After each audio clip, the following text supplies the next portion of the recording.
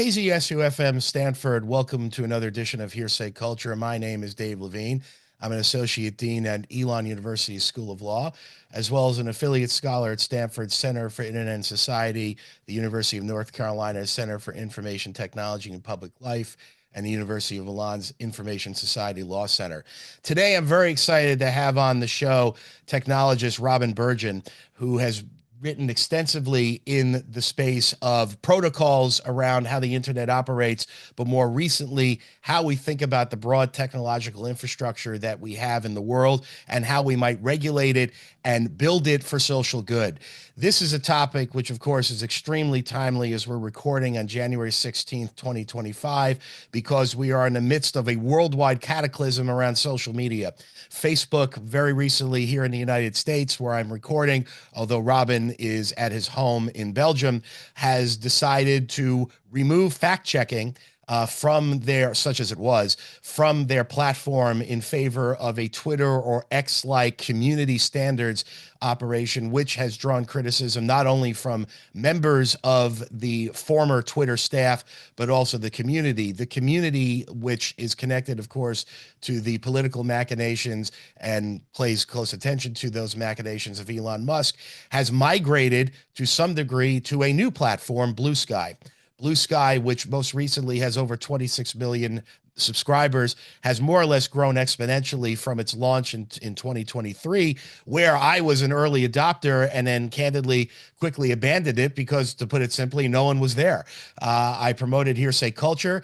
I put up all kinds of social media there to promote our show, and I was getting no reaction. Now, you might say, Levine, you got no reaction because your content needed to be better. I don't think that's the case. Maybe you needed a marketer. That's absolutely true. But what clearly was the case is that people weren't there. We also saw that happen to a larger degree on the site Mastodon, which was also supposed to be an alternative, which still exists, but has not had the currency that Blue Sky has. Blue Sky's benefited, of course, because of various factors that tend to have driven people away from not only X, but now perhaps Facebook.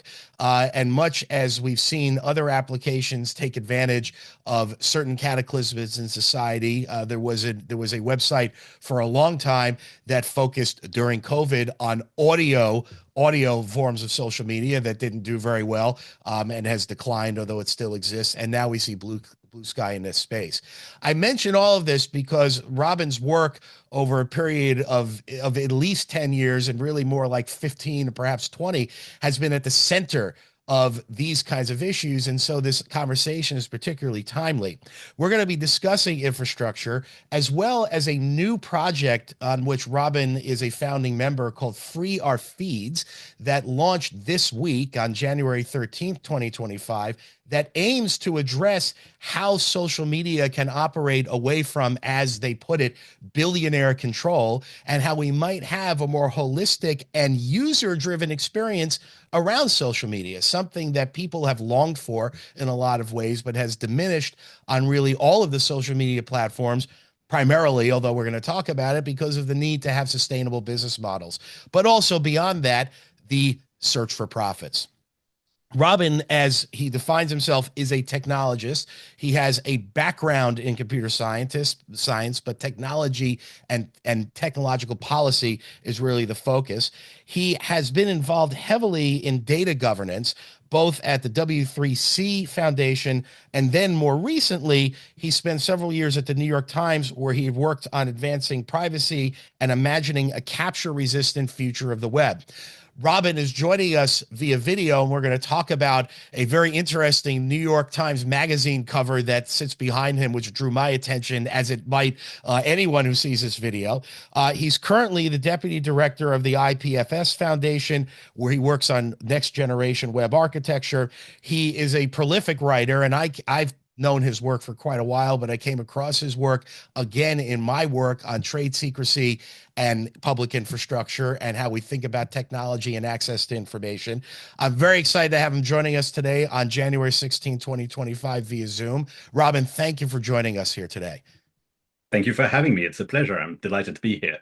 So, Robin, let's start off. I want to start off very big picture. And it's going to sound very weedy for people that aren't in the academic world, but we're talking big picture about infrastructure before we talk about social media. Right. When people think about infrastructure, they tend to think about bridges and roads, which are infrastructure, but technological infrastructure is something different. What is that, and how does social media, broadly speaking, fit into our understanding of technological infrastructure? That's a very good question, and you're entirely right.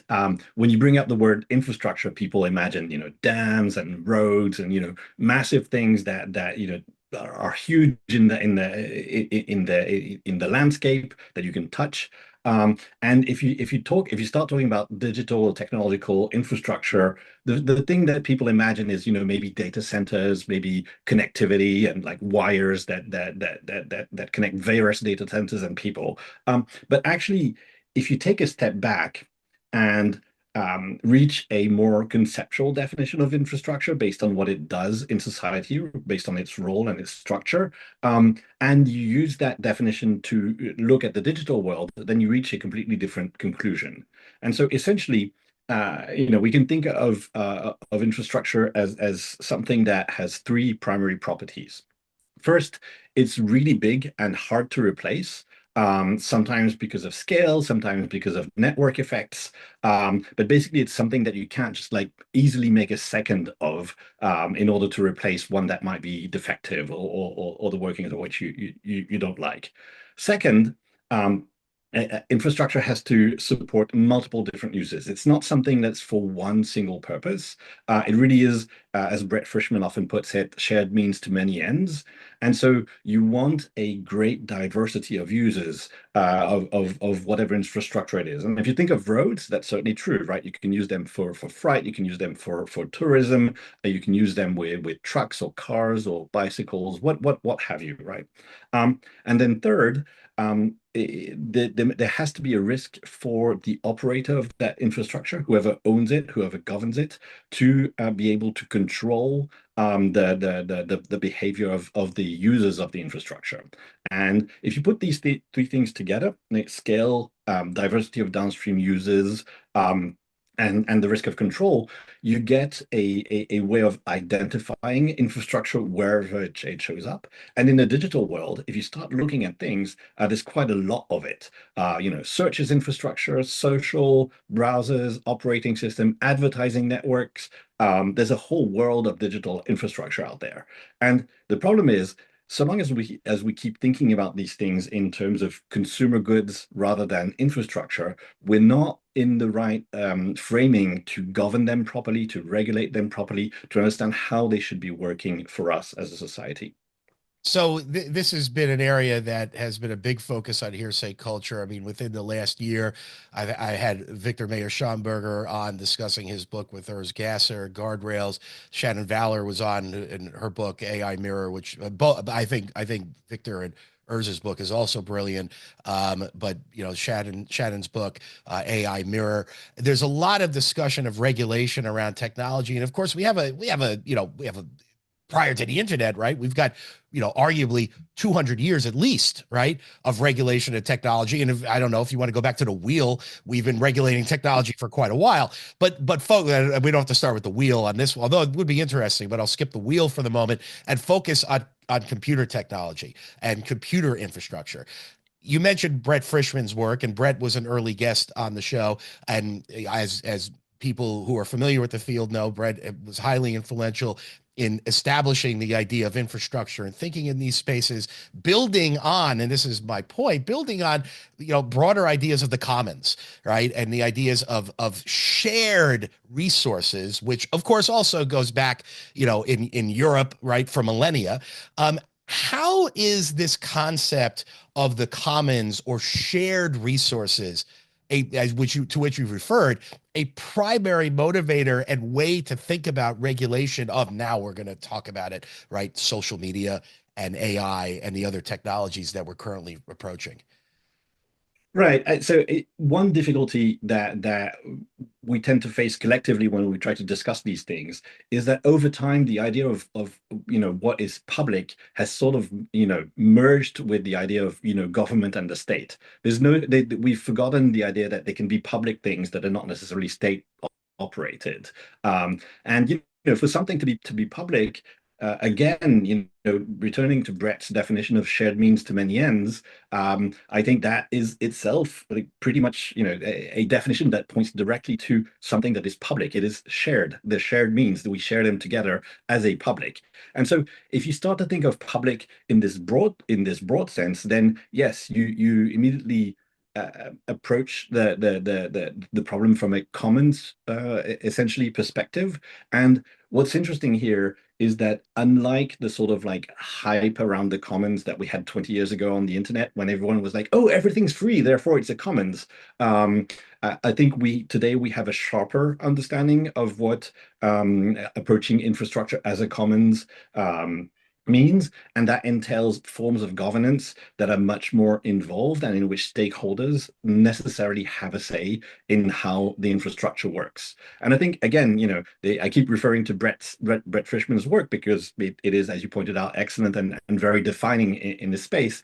But I think one of the things that he pointed out very early in this process is that when you have infrastructure, because it is shared and because it is for many different users, you can't have it optimized for one single purpose. If you start having infrastructure optimized for one single purpose, then you end up with infrastructure that constrains what people can do with it, that very much limits the creativity that could be running wild in society. And therefore, you end up with a system that tends to break the ability of society to solve new problems, to cooperate on new things. And so it tends to be anti-cooperative the moment that you use infrastructure to shape things so much. And I'm talking in abstractions, Right. but I think that's something that we see very, very clearly with digital infrastructure. So with social media that is entirely optimized in one direction, with search that only recognizes the relevance of whatever Google has decided is relevant, et cetera, et cetera. And by the way, I should note, and Brett doesn't quite know this yet, so it'll be funny when he hears this. But I intend to have Brett on the show next week, not coincidentally, to discuss his work and more recent work in this space, because it is so influential. So this is, in a sense, a Brett Frischman fan club of sorts, but I recommend his work across the board. So it brings me to a couple other big points here, right? You have written recently in tandem with this issue about infrastructure shock. And I think it's important as well to understand that concept. It's not just that we have so many new technologies that are coming online at the same time. I mean, generative AI is obviously huge, but social media, relatively speaking, is new. But then we also have new ways that people are using technology, and of course, apps are coming out on a minute-to-minute basis. Describe a little bit what you mean by infrastructure shock from a regulation and how do we deal with it perspective. Right. So, with the basically, if you go about 100, 150 years, we've progressively over time learned how to govern infrastructure, but we did it essentially, infrastructure component by infrastructure component. So we started having, collective sewers, and we learned how to govern that. And then we started having sources of clean water, and we learned how to govern that. And same with roads, and same with the electricity grid. But it all happened, in a relatively staged manner. There were some bumps, there's all the thinking about like utilities, particularly in the US, 100 and change years ago. But essentially, we had time to see this coming. Now, with the emergence of the internet, what happened is because any service you build connects people and can easily be shipped and scaled up, we ended up with a lot of new infrastructure happening all at once. And the thing is, because so much of it happened at once, because we had forgotten about the debates about utilities from over 100 years ago. I mean, not entirely forgotten, but they definitely didn't it definitely didn't dominate public discourse. Um, and because so much of it happened at once, we didn't react in the way that infrastructure demands, and we didn't set up the governance for it. The thing is, like, infrastructure is not something that you can just regulate at a distance and hope it'll work itself out. Again, because it's shared means, it means that you will have like multiple people involved in, invested in what the infrastructure does. And, anytime you have some shared resource, you will have conflicts that need to resolve. And because it is to many ends, again, there has to be some flexibility as to how it is used. And that means there will be things that might be considered abusive or things that will be debated. And that means that any kind of infrastructure has to be actively governed. You can't at a distance say, yeah, water must be clean, sort it out. Or, electricity has to work, whatever, to make it work. You have to actively, proactively work on it and govern it. And because all this infrastructure happened at once, and we didn't set up the governance capacity, the institutional capacity to manage it collectively, it created a shock for society such that all of a sudden the internet became the infrastructure of infrastructure itself. Like even physical infrastructure today is influenced or operates on internet systems. And we have this mass of infrastructural systems that instead of being publicly governed are essentially all of them, pretty much almost all of them, owned by billionaires and or monopolies, and governed in that way. And as a result, it's almost unsurprising. I wish we'd figured that out 20 years ago, but it's almost unsurprising to see the autocratic movement emerging from it because it is governed as an autocratic system. Well, and it's also, as you just alluded to, right? It's private infrastructure, right? Yeah.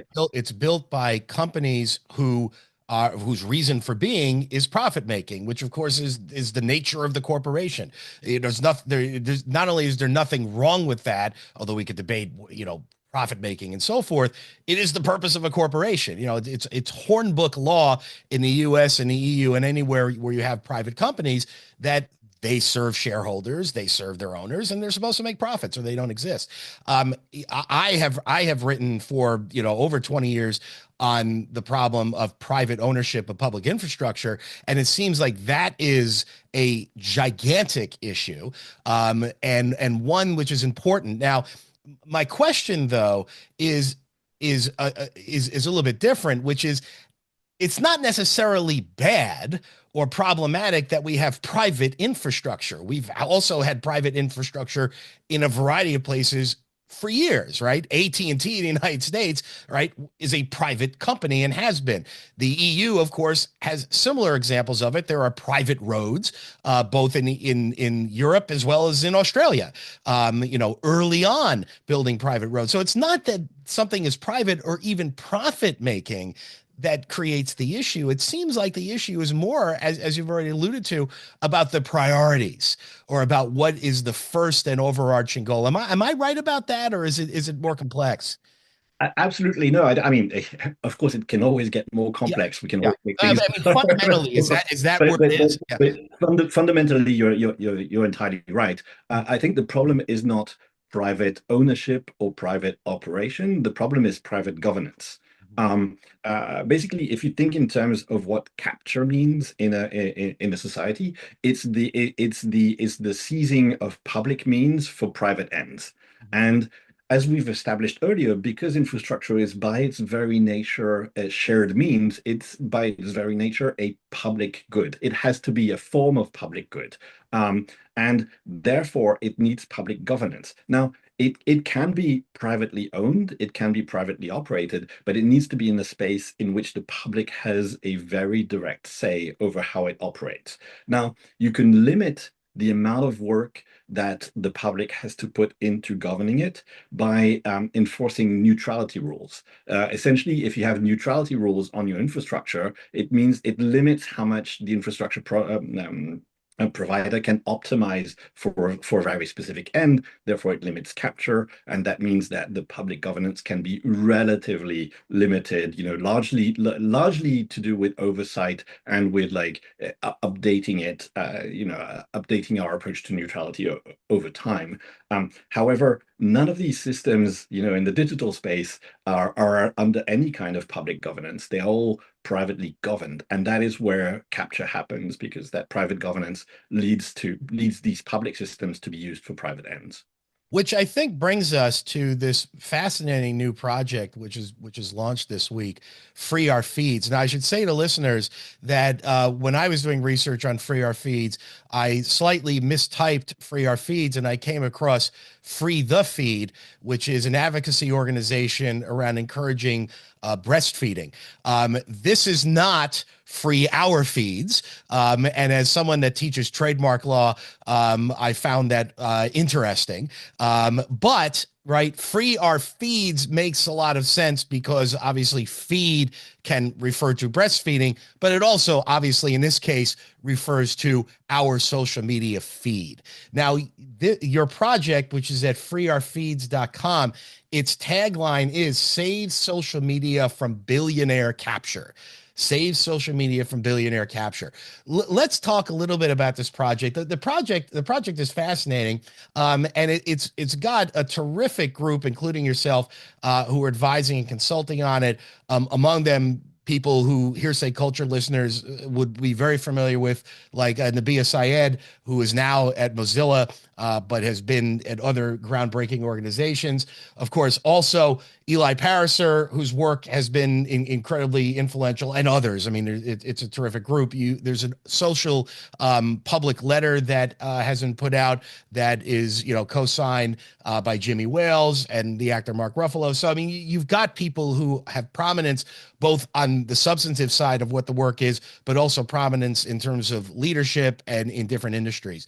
But let's focus here. What is ultimately Free Our Feeds about? And importantly, how does it tie to the emergence of Blue Sky as a social media company, and at least at this point, viewed in part as an alternative to X/Twitter and maybe now to Facebook? Right. So essentially, if you look at Blue Sky, the way it's built, underlying Blue Sky is something called the AT protocol, which is essentially, a protocol similar to other existing protocols that we routinely ignore as users, but things like HTTP and so forth. And what this means is that what Blue Sky has built is not just, a sort of Twitter-like system that is a product, that is their own server, etc., but they've built a much broader system that can enable people to create their own, other social media apps that might reproduce, I don't know, Instagram or TikTok, or invent entirely new social modalities. So that's one thing. But also it means that even within the Blue Sky world, other people can write their own Blue Sky clients, can interact with Blue Sky content, can take their content and their followers off of Blue Sky server and outside of their control to other providers or to their own provided infrastructure. And so there's a lot of promise in that Blue Sky system and in the AT protocol that underlies it. However, even if you make something open, even if you make something that potentially supports decentralization, but you have in that ecosystem one large player that is 98% of users and almost all the content, then you don't really have, you have the freedom in theory, you have the alternatives in theory, but you don't have practical alternatives. And so what we're doing with Free Our Feeds is raising funds to establish a foundation that will also operate at protocol infrastructure, and that will encourage development of new systems on top of the AT protocol so as to create countervailing power to Blue Sky itself. And it's not hostile against Blue Sky. I mean, they themselves have been very clear that they know that they are venture capital backed, and therefore at some point, their shareholders might require that they do things that their own community doesn't like, as has happened with almost every other social media company. And therefore they welcome this sort of loyal opposition, or friendly pressure to keep the protocol open and to keep the entire system open.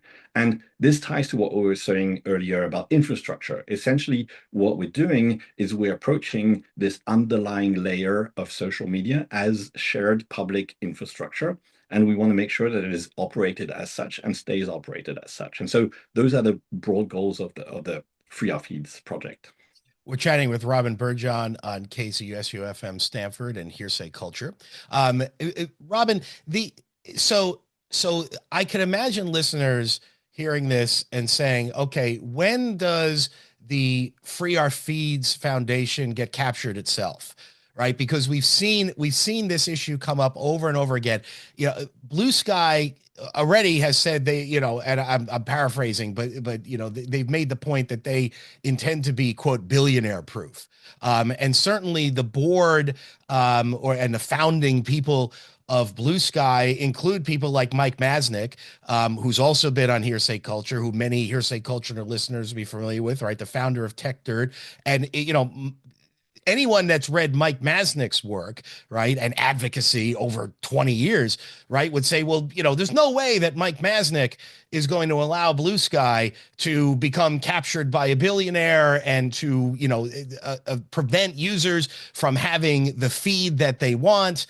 And other commentators have said, maybe they've called themselves cynical, or they've called themselves realists and said, well, it's just a matter of time. So I want to ask you a little bit more about the backing of the foundation itself, because you've got seriously, a terrific group of experts and people that are journalists. I mean, Cory Doctorow is involved. I mean, people who are highly regarded. Why should listeners take at face value? Maybe they shouldn't take it at face value, but why should people believe, is probably a better way to put it, that the foundation itself, because of, and let's be clear, right, the amount of money that can be made through this technology, right, is not just going to be, maybe not this year, but in a year or two, just another way to support the capture on which you have been founded. And by the way, I'll throw into it, just to pile on this question, OpenAI, which also started with similar values and is no longer, ironically, open. Yeah, that's a very good and a very salient question. I think one thing you said in there, I think, is the key to answering this. Is you said it's only a matter of time. And the thing is, like, there is no permanent protection against capture, right? Capture resistance is exactly, in my mind, like cybersecurity. It's something where you have to constantly be on the defensive and constantly figure out ways of renewing your protection and looking out for new threats. And essentially, this is what we have to be doing here as well, right? In the same way that if someone came to you and said, "Oh, your computer, your server is 100% secure and it's 100% secure forever," you would know that they're a bad security person, right? You should absolutely not deal with any cybersecurity expert who would make that kind of claim. And same thing, if I told you that this foundation happened to be, capture resistant forever, it's 100% capture proof now and will stay that way forever, you really shouldn't trust me. You shouldn't trust me as a governance person. What I can say, however, is if you look at the list of people involved and the list of backers that we have now, then I believe, at least that's my perspective, challenge it, people should challenge it. But like, I believe that we have credibility that we can be capture resistant for a certain amount of time. I hope years. I would say, finger in the wind, 3 years, a few years, right? The goal is, once we raise money, to use that and deploy that as fast as possible to create a capture resistant ecosystem so that you don't have to trust us. You have the ability to trust the ecosystem itself.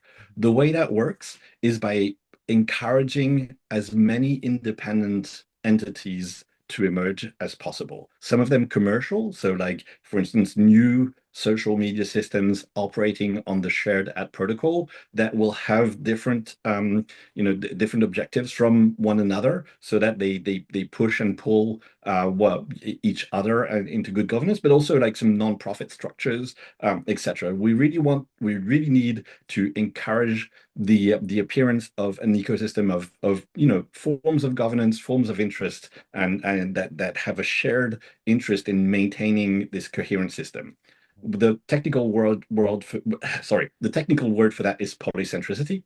I generally try to avoid using it because like people run away screaming I was about when to say, I hope people haven't stopped listening at this point, but yes, but I understand. But what does that mean for seriously? For right.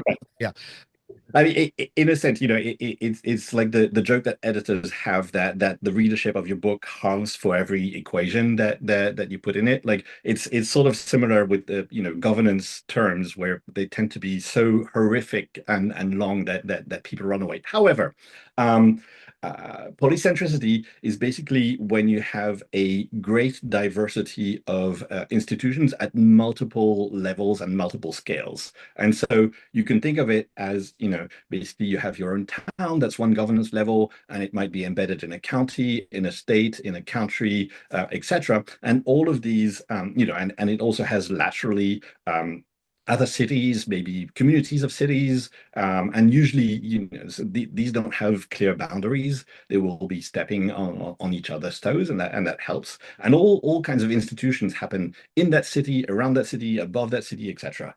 And what happens is that when you have a failure at one system, the levels above and below can help shore it up, right? So, for instance, um, if a state, to take like a US-based example, if a state has started having failed governance, then maybe its cities or its counties would start pushing back or would provide some kind of countervailing power. Or on the other side, maybe the federal government would like push back on some, on some excesses.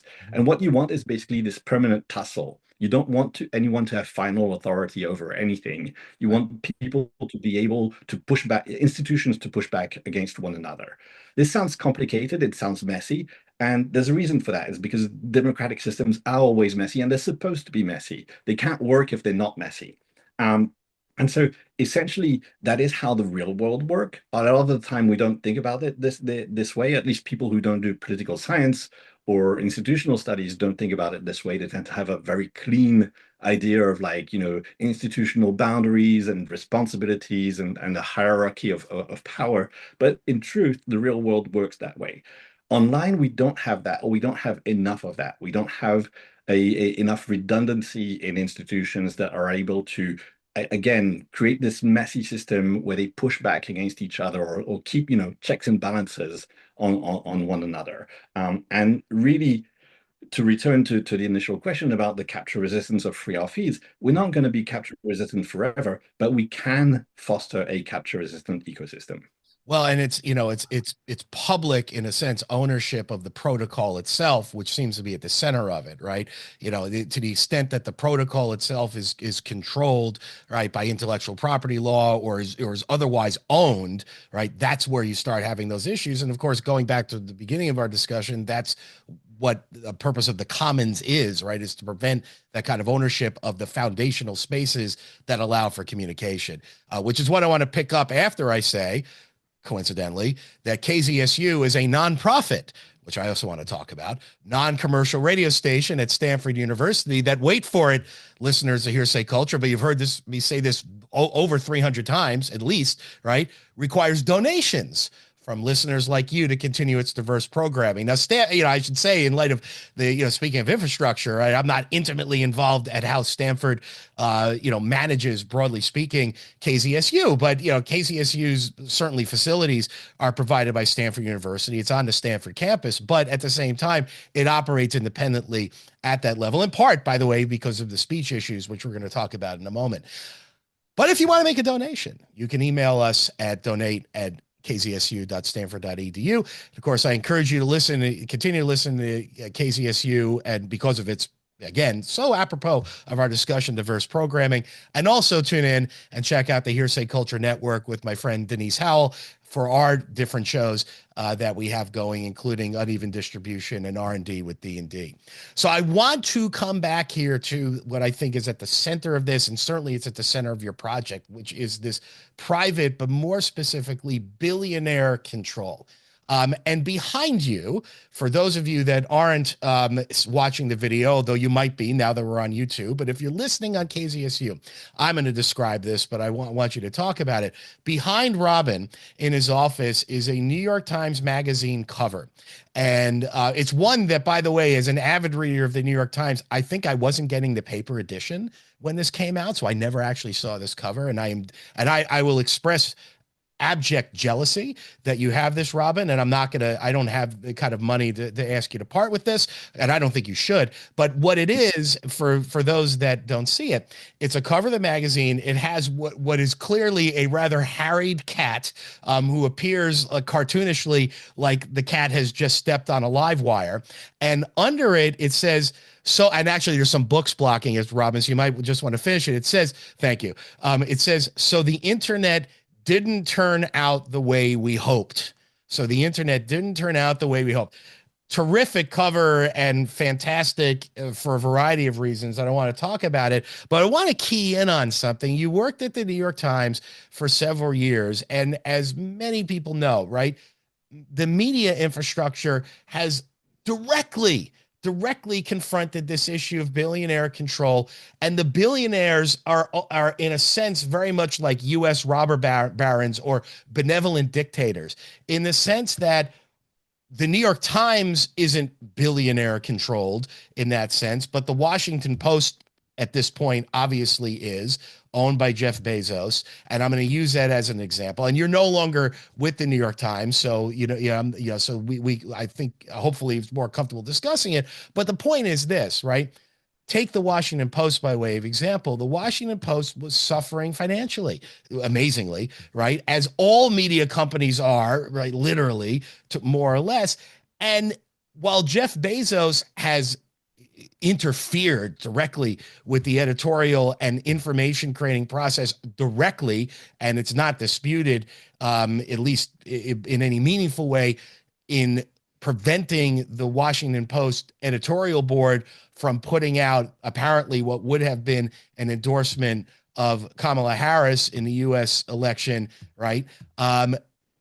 It's Jeff Bezos also that in many ways, because of money, right, allows the Washington Post to continue to operate.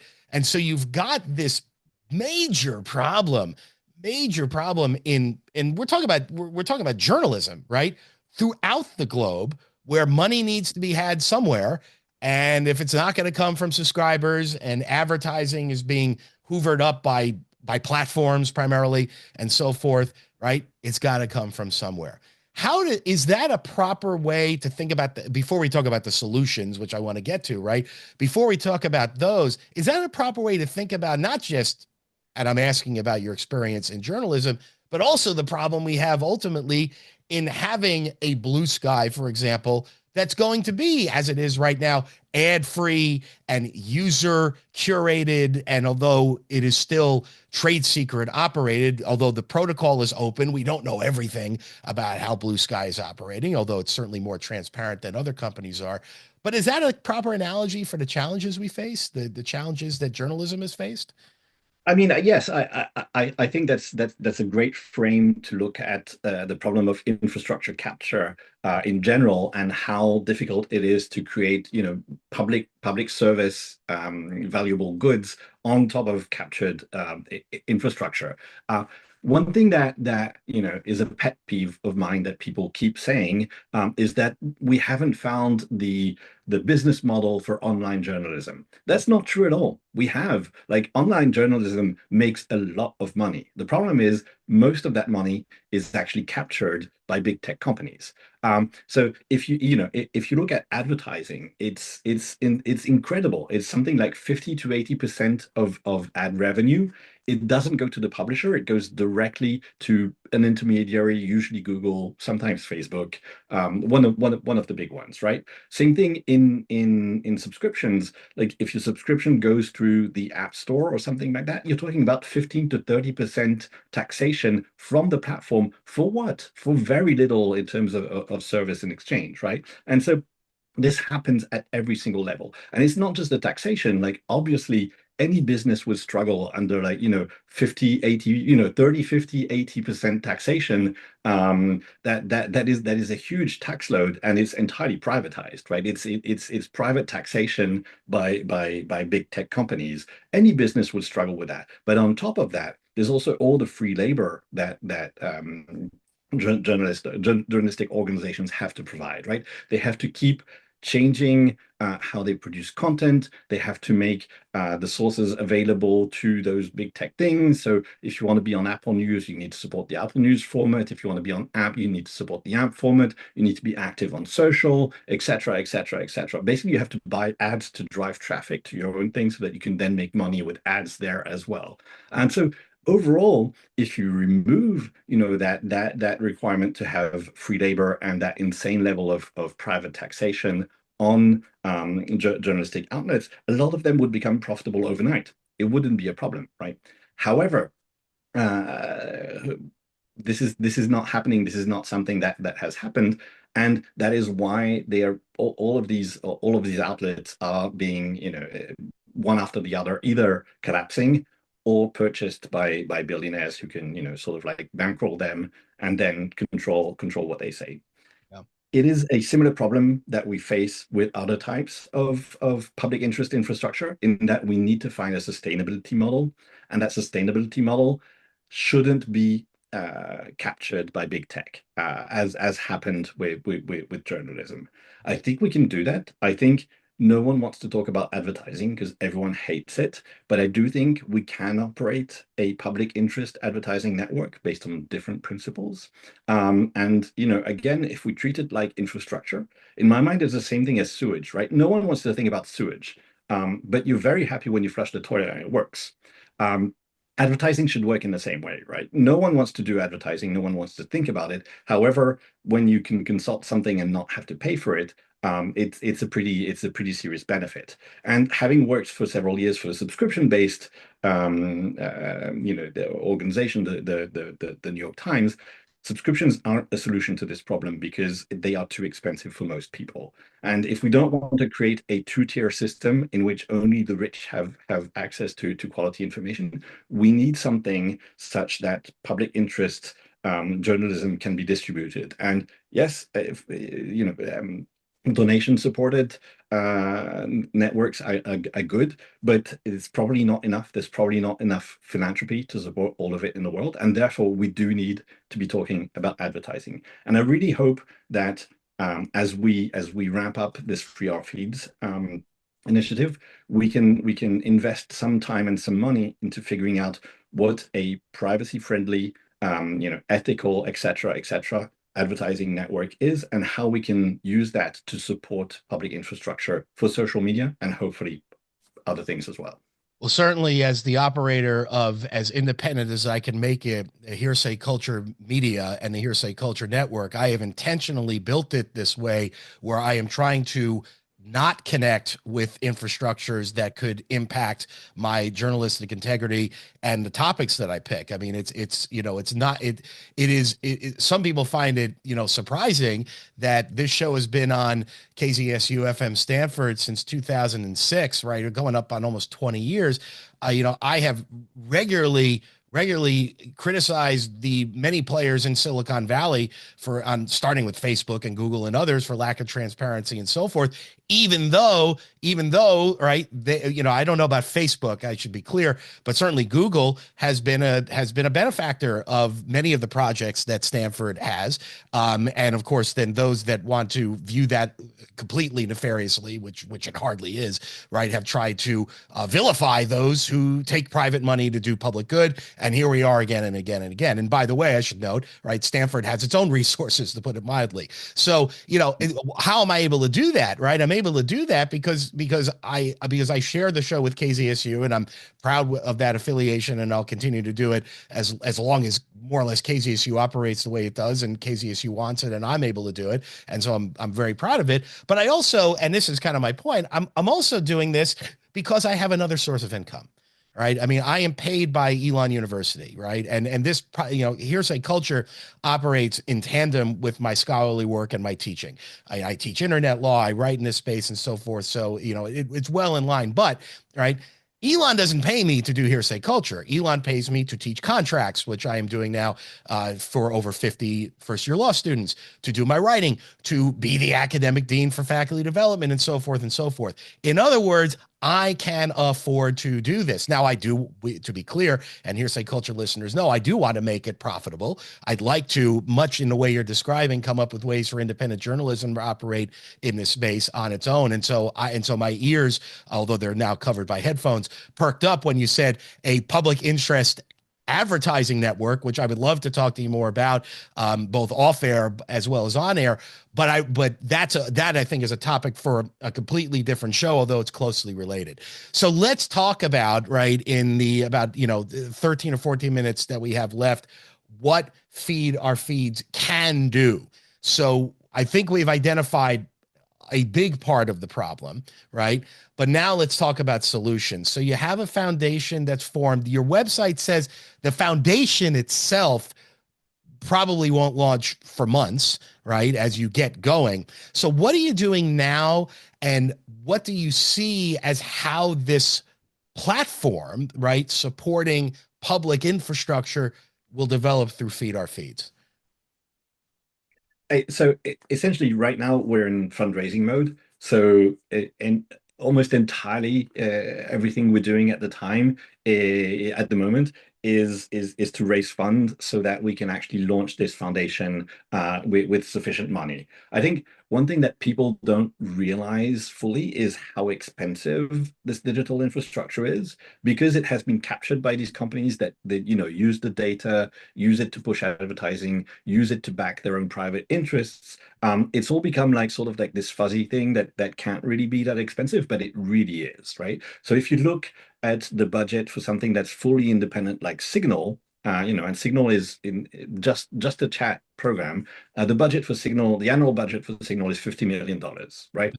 And so, which is quite a lot, but if you do the math, if you've operated any kind of system at scale and you try to do the math, it adds up. Like it's not like Meredith Whittaker, who's current president of Signal, is getting a massive salary and living a life of luxury. No, they're running very lean on that 50 million. And so essentially, we need to have enough money to get started. Otherwise, it's not worth doing. Just to be absolutely clear, this is not something where you can go small and hope to like be extremely scrappy. I think even by being scrappy, which we intend to be, it will require multiple millions. So really, again, I'm repeating this, but like the current focus is on fundraising.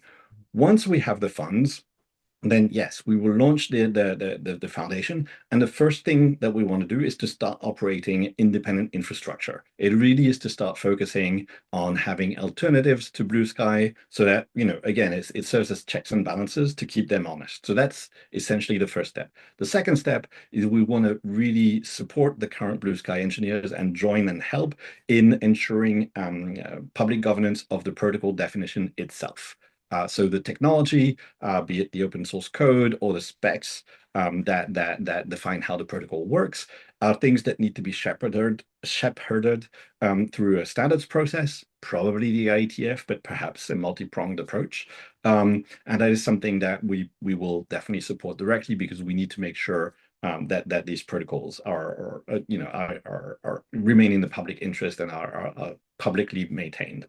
And then once we've launched these two initiatives, we want to use the remaining funds and ideally a funding pipeline in order to support backing any number of existing or new projects out there that require funding.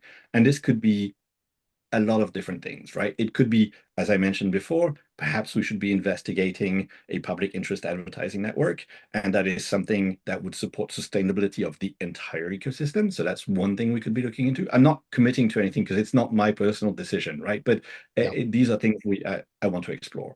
I want to also look into supporting different feeds. So as you know, Blue Sky and the ad protocol in general supports algorithmic plurality so that you can have a great diversity of feeds, not just the one that one person decided upon.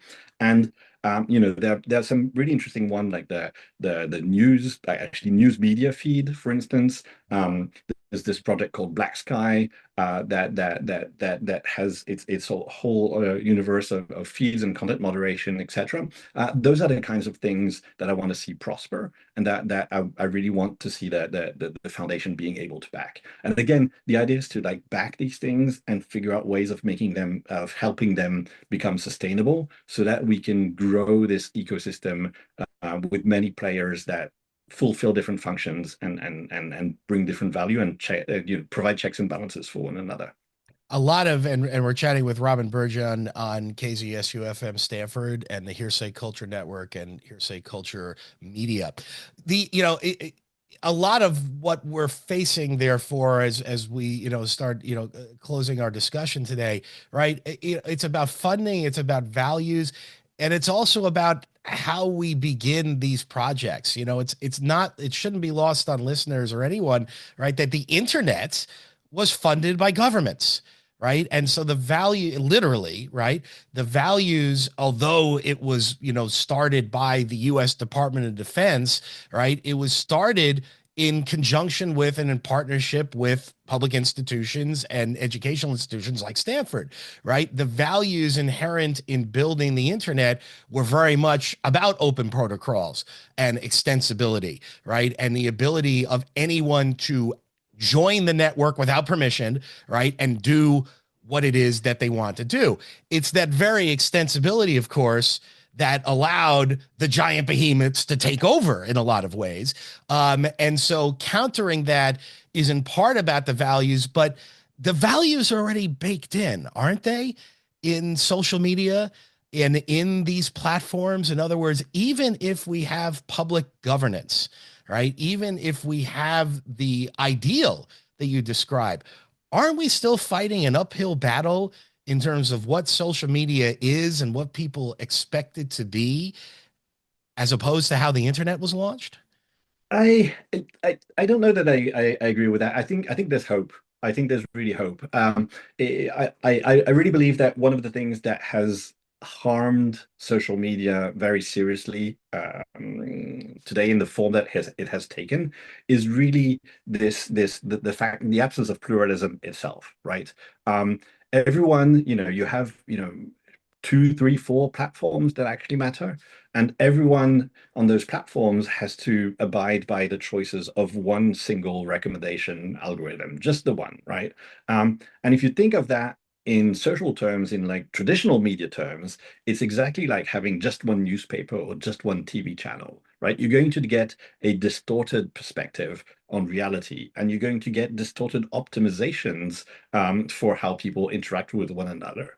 If you take that world and you replace it with a world in which there's a great diversity of interaction modalities and there's a great diversity of recommendation algorithms, and people see different things in the way that match their preferences, such also that they can choose their own content moderation and not have to see trolls or not have to see harassers, even though Facebook likes to keep them on because it's good for their bottom line. In this case, if you choose yourself, then you're not going to choose to see them, right? And so if we reintroduce this diversity, which is something that I've written about with Maria Farrell earlier last year, called Rewilding the Internet, then if you have this diversity, then you change behaviors, because with different people, not all like in following one single optimization path, but everyone following, their own agency and their own preferences, I think you get a diversity of behaviors that is much healthier and less likely to be about, harassment and hate and polarization and all the things that have been happening on social media. Robin, I want to get your opinion on this recent trend, right, of the exodus or exodus is too strong. The exodus by some from Facebook because of the lack of fact checking. And look, I mean, people are struggling with this. Although I want to be absolutely clear, right? There's struggles involving, what social media platform I should be on, and there's struggles involving where am I going to get my next meal. So I don't want to over dramatize this as a struggle. There are real struggles, and then there are kind of struggles that some people are privileged and fortunate enough to have to be able to debate. So I want to put aside for a moment one of the arguments about this, which is that some people cannot afford to leave Facebook or other social media platforms because it's their community and they need it that way. I mean, I'll for example, I know a few people who are involved in very intimate discussions of long COVID, and have found Facebook's, and many social benefits more valuable and important, and they're not going to leave. So I want to put that aside for the moment and talk about this from the concept of changing how the platform operates. What's your opinion of not of the people, but of the decision to leave Facebook as a way to address, right, your, as a user, right, consternation and concerns about how it operates, and as a tool of impacting how social media companies operate themselves? Do you have an opinion on that? Yeah, absolutely. I think some people try to stay on these social media in the hope that by being there they can sort of shift things. But the thing is, like, you really can't beat the algorithm, right? You're in a system that is entirely constrained and in which interactions are, very closely policed by the algorithm, by what becomes surfaced as relevant. And I don't think that staying, again, as you said, assuming you can leave, I don't think that staying achieves anything. If it were like a physical, public square, that would be different, right? You could stay on the public square and by your very presence push back on whatever direction might be imposed on the conversation there. But within an algorithmic system, you really can't. If we look at the earlier Twitter exodus, um, a few weeks after Elon Musk took Twitter over, my reach there just like simply vanished. I had something like 10,000 followers.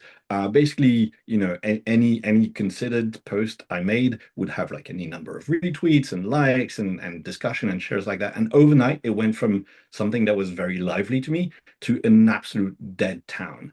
And the reason for that is simply because the algorithm decided that me and other people like myself shouldn't have reach, shouldn't have voice. And staying there and talking to no one because no one sees what you say, so serves no purpose at all. So I absolutely encourage people who can to leave. I know that there aren't really options for everyone just yet. So, for instance, the people who like Instagram are still looking for the alternative. I know that I've heard rumors, I haven't actually seen the thing, that there is a Blue Sky based, so a NAT protocol based alternative to Instagram called Flashes that's about to launch next week or the week after. Hmm. So I think that is something that's happening, but I really encourage people to leave and to move to new places. Now, A in little breaking considering which news here, by the way. sorry. I said a little breaking news there. Flashes. I hadn't heard about that. So interesting to hear. I'm definitely looking forward to it. I mean, I'm not a big Instagram user myself, but I've over the past few weeks I've had dozens of people reach out and say, like, I mean, I love Instagram, but I hate Zuckerberg. I need to go somewhere. Where should I go? So hopefully that is something that will materialize soon. But what I would encourage people to consider as they make those moves is to look towards platforms where that might be the last move that they have to make. Moving from a social platform to another is extremely disruptive. I've been on the internet for like almost, I mean, yeah, for about 30 years, and I've done it many times. But you lose your network, you lose your former content, you lose a lot when you move. With the ad protocol, one thing that's great is that it supports a property called credible exit, which means that you can always take your followers and your data and everything else that you've accumulated there. And so that is, in my mind, a big step forward, such that if tomorrow Blue Sky becomes bad, and that's also why we're building this countervailing power there, right? If Blue Sky becomes bad, then I can just take my stuff and leave without all the disruption. I think that's a great step forward.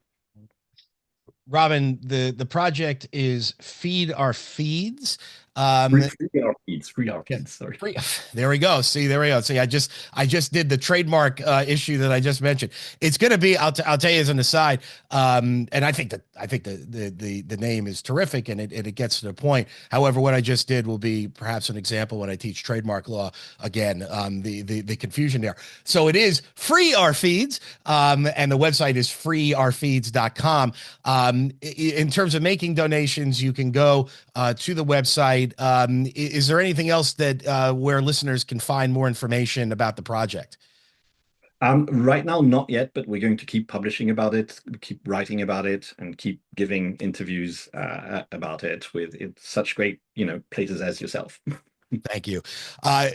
Robin Berjon, joining us from Belgium. Thank you. And by the way, incidentally, by an infrastructure which is terrific, right? And really, I mean, thank God we have it. Zoom and video conferencing has made it possible for us to do these kinds of high quality discussions.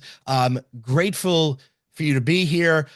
Much luck and much success with Free Our Feeds. And thank you for joining us today on Hearsay Culture. Thank you very much for having me. It's been a great pleasure.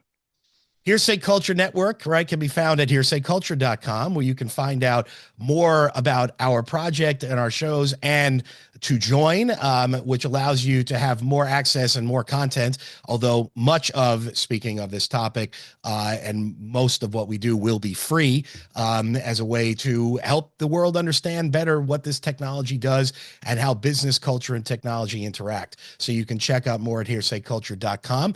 Otherwise, please stay tuned to KZSU for more diverse programming, and have a great day.